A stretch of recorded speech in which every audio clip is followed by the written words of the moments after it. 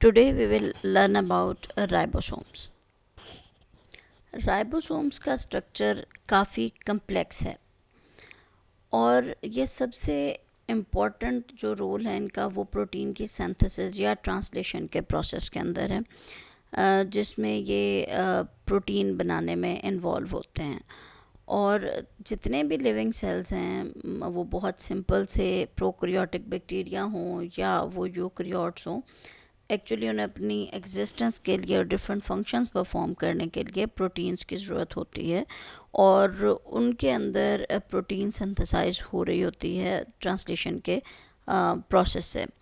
और उस ट्रांसलेशन के प्रोसेस को राइबोसोम्स की एब्सेंस में कंप्लीट नहीं किया जा सकता।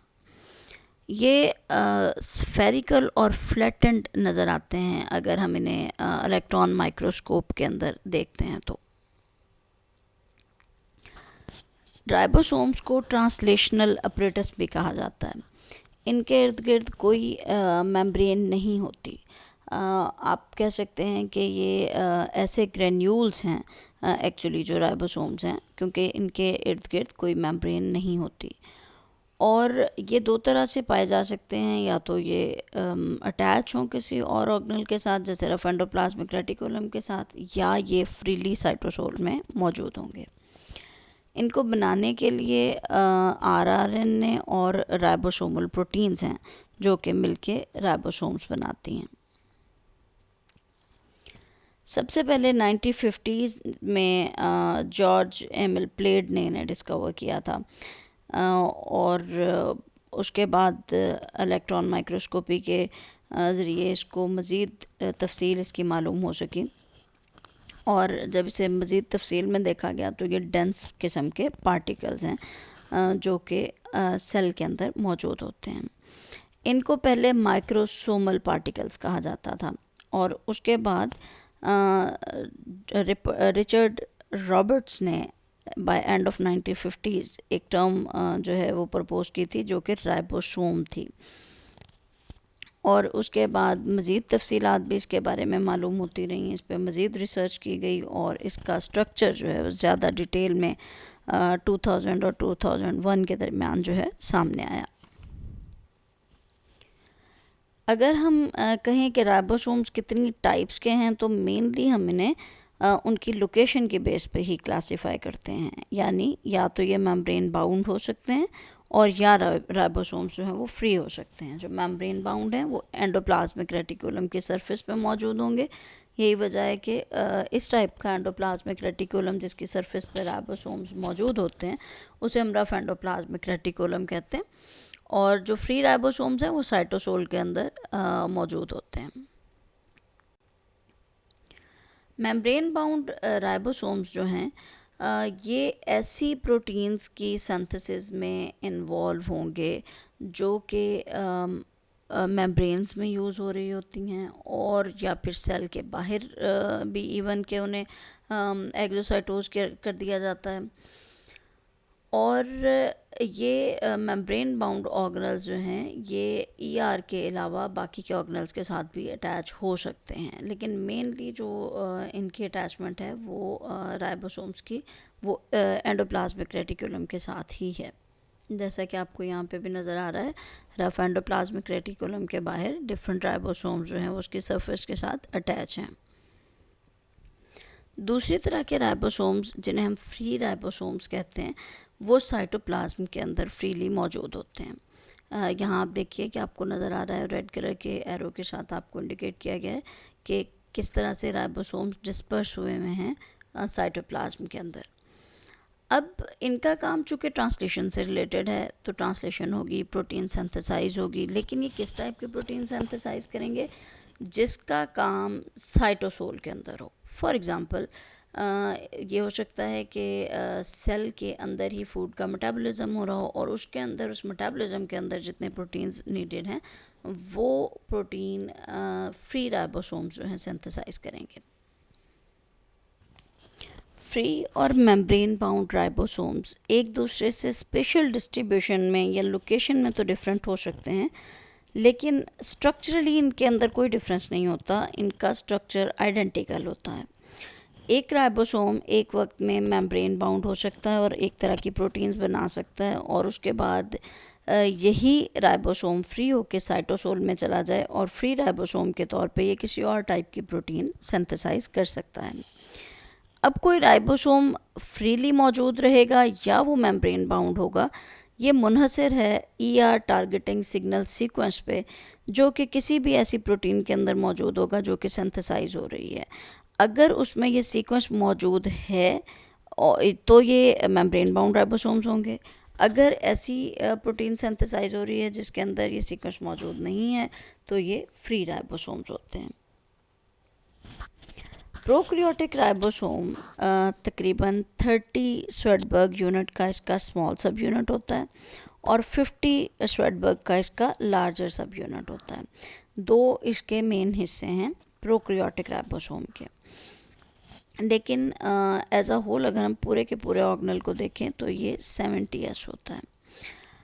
प्रोकैरियोटिक राइबोसोम तकरीबन 20 नैनोमीटर डायमीटर रखते हैं और 35% इनके अंदर राइबोसोमल प्रोटीन होती है, जबकि 65% राइबोसोमल आरएनए है।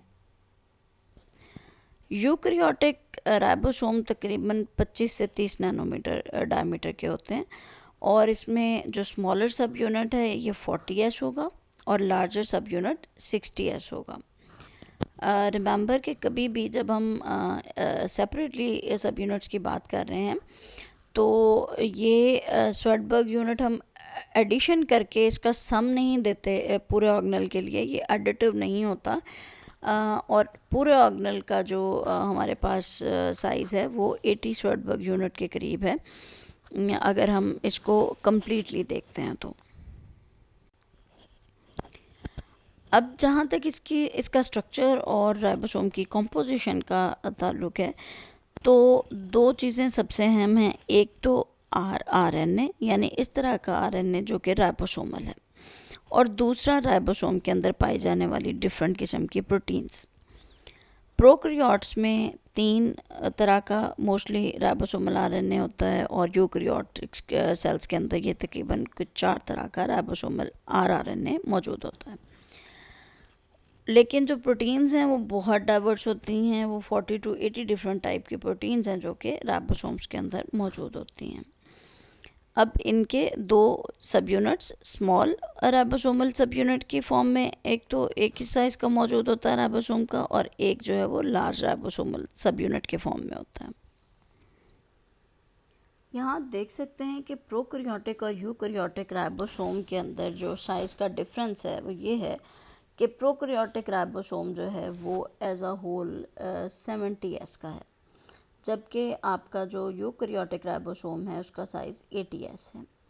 प्रोकैरियोटिक राइबोसोम के जो स्मॉलर सब यूनिट हैं उसके अंदर 30s का टोटल स्मॉलर सब यूनिट होता है और इसमें 16s आरएनए और 21 डिफरेंट टाइप के प्रोटीन्स हो सकते हैं, जबकि यूकैरियोटिक सेल में 18s आरएनए होता है और 33 डिफरेंट प्रोटीन्स मौजूद होते हैं और ये यूनिट 40 स्वेडबर्ग सब यूनिट है।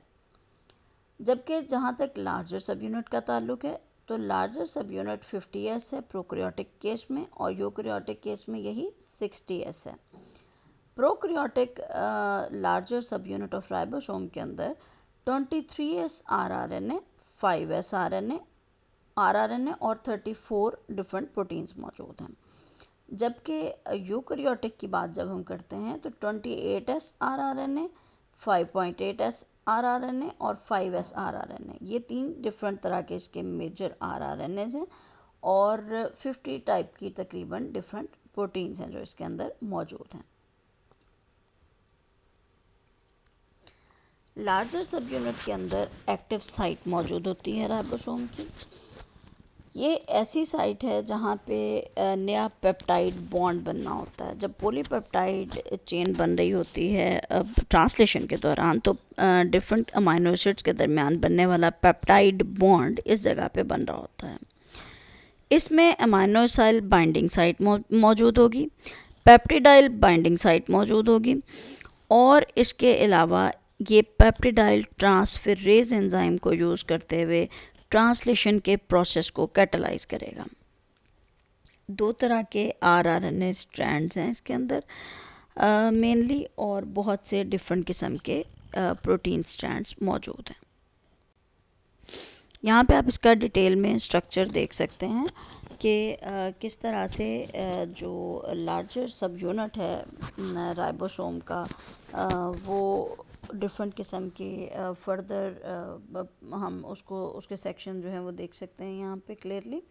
फॉर एग्ज़ाम्पल आप देखें कि यहाँ पे ये एक ग्रोइंग पॉलीपेप्टाइड चेन शो किया गया है, और यहाँ पे ये इसकी अमाइनो एसिड बाइंडिंग साइट है, जबकि ये पेप्टिडाइल बाइंडिंग साइट है, और यहाँ से एग्जिट साइट इस साइट को हम कहते हैं।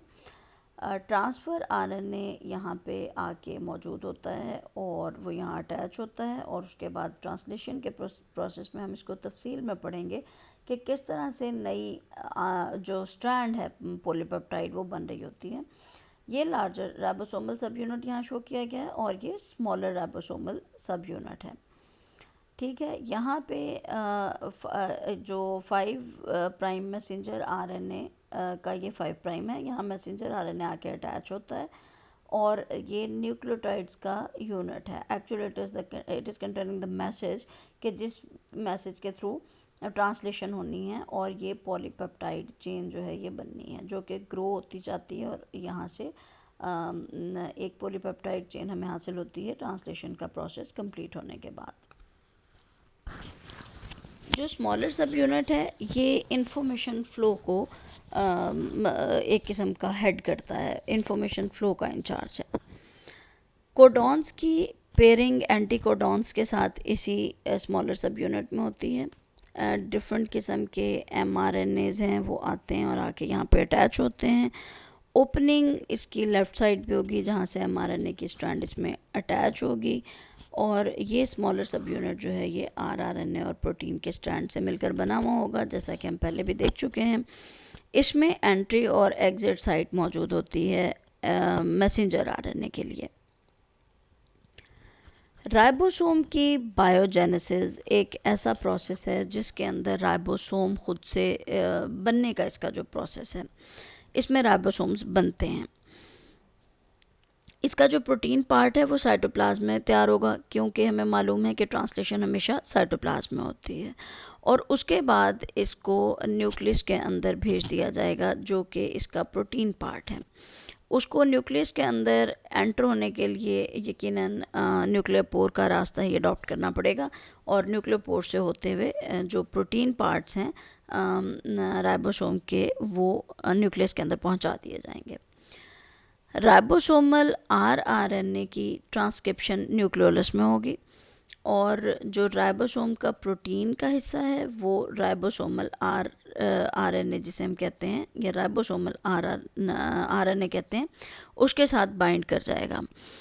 अब जब आपको मालूम है कि राइबोसोम के दो ही मेन हिस्से हैं, आरआरएनए और राइबोसोमल प्रोटीन, सो ये आपस में बाइंड किए तो इनके एक स्मॉल सब यूनिट बन जाएगा, एक लार्जर सब यूनिट बनेगा, और अल्टीमेटली इन्हें जो न्यूक्लियस के अंदर न्यूक्लियस में से इसको ट्रांसपोर्ट करके दोबारा से साइटोप्लाज्म में पहुंचा दिया जाएगा। अब साइटोप्लाज्म के अंदर फिर इसके पास दो ऑप्शंस हैं, या तो राइबोसोम फ्रीली मौजूद होगा साइटोसोल के अंदर, और या फिर हमें मालूम है कि ये मेम्ब्रेन बाउंड हो सकता है और जाके ये अटैच हो सकता है एंडोप्लाज्मिक रेटिकुलम में। राइबोसोम का सबसे इम्पॉर्टेंट काम जो है वो यही है कि ये अमाइनो एसिड्स को एक स्पेसिफिक सीक्वेंस में अटैच करते हैं, और अल्टीमेटली ख़ास किस्म की प्रोटीन बनती है जो कि सेल की डिफरेंट एक्टिविटीज़ में अपना रोल प्ले कर रही होती है। अब प्रोटीन्स के बगैर किसी भी सेल की या किसी भी ऑर्गेनिज़म की अल्टीमेट एग्जिस्टेंस मौजूद नहीं होती। अगर सेल ने अपने मुख्तलिफ़ किस्म के काम करने हैं, फॉर एग्ज़ाम्पल अगर एक केमिकल प्रोसेस है उसी को डायरेक्ट करना है, या कोई सेल में डैमेज आ जाता है, या कोई ब्रेक डाउन होता है, या उसकी कोई ग्रोथ होनी है, everything is dependent on function of protein, and if protein is not form तो सेल एग्जिस्ट ही नहीं कर सकता। सो जो राइबोसोम का फंक्शन है वो बहुत इम्पॉर्टेंट है कि ये अमाइनो एसिड्स को लेके प्रोटीन्स बनाते हैं और उसके अंदर इन्वॉल्व हैं,